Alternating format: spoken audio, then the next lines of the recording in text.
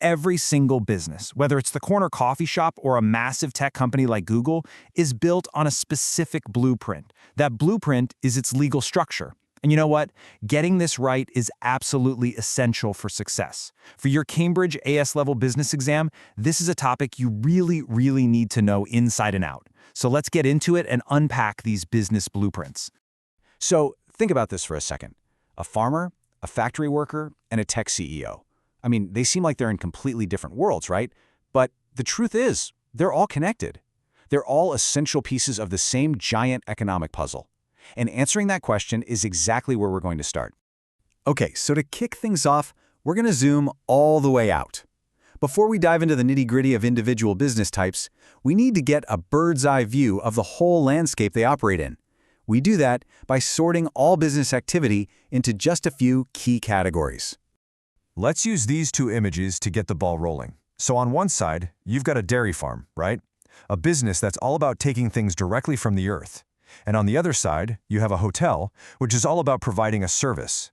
These two examples are perfect introductions to the four economic sectors we're about to break down. And here's the whole picture. Now for your exams, you'll want to lock in these key words. Ready? Primary is extraction. Secondary is manufacturing. Tertiary is all about service. And that fourth one, the quaternary sector, that's all about information. We're talking research, development, IT, that kind of stuff. It's a really logical flow, from raw materials right through to data. Right, so we have our four sectors. But running through that entire landscape, there's this massive dividing line. Every single business, no matter what it does, falls into one of two realms, the public sector or the private sector. This chart just lays out the core differences perfectly.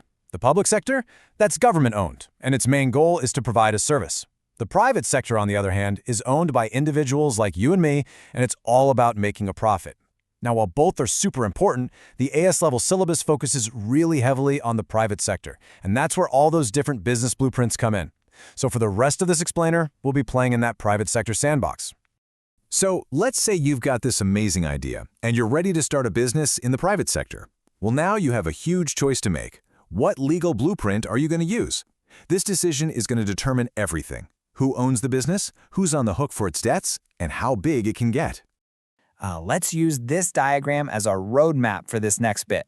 We're going to start on the left with the simplest forms, the sole trader and the partnership, and then we're going to work our way over to the more complex, but way more powerful limited companies. First up, we've got the sole trader. This is your classic one-person show. It's the simplest, quickest way to get a business off the ground.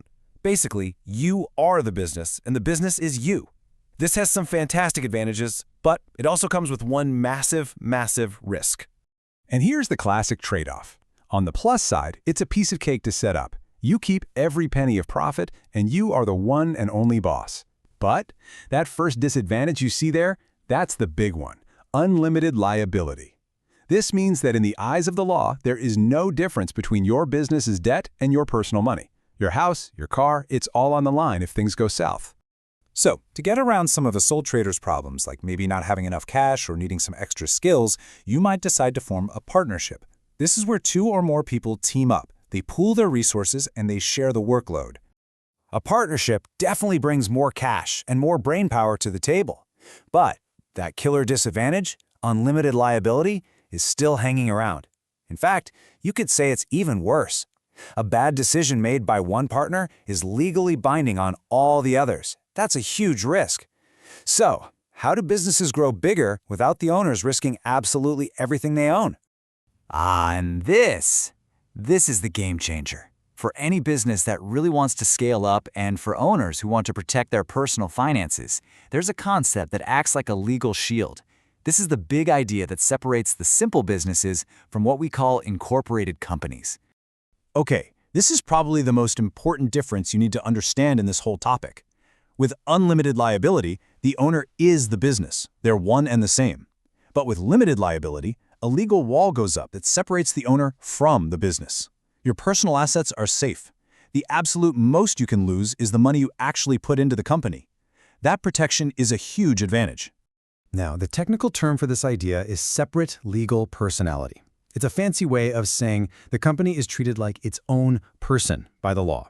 It can own property, it can sign contracts, and it can be sued. So if something goes wrong, they sue the company, not you personally. This legal shield is the foundation for the two most powerful business structures we're about to cover. First up is the private limited company, or LTD for short. In this setup, ownership is divided into shares, which are usually held by a small group of people, like family and friends. They get that amazing protection of limited liability, but here's the catch. They can't just sell those shares to anyone on the stock market.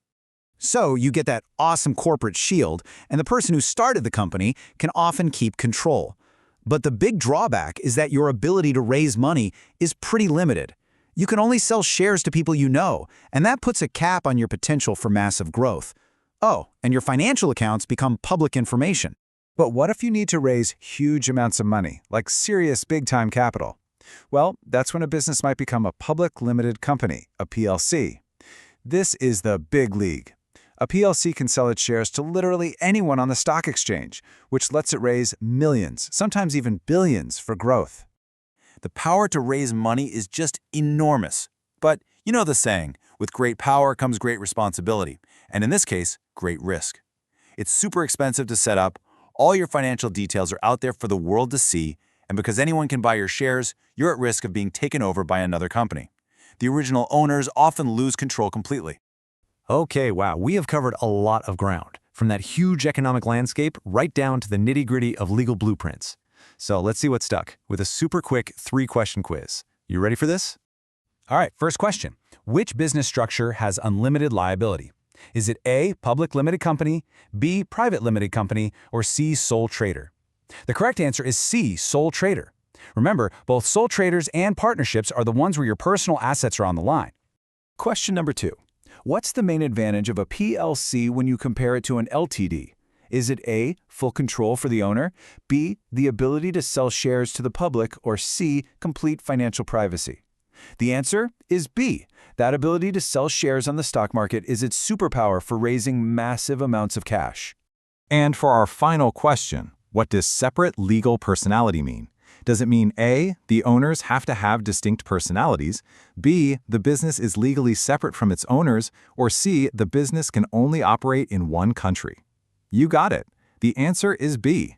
It's that awesome legal shield between the business and the owner's personal bank account. Great job. So, there you have it. We've seen all the blueprints, from the simple, total control world of a sole trader all the way to the massive capital-raising power of a PLC. Each structure is just a tool, really, designed for a specific job. So the question to leave you with is, if you had an idea that could change the world, which one of these blueprints would you choose to build it?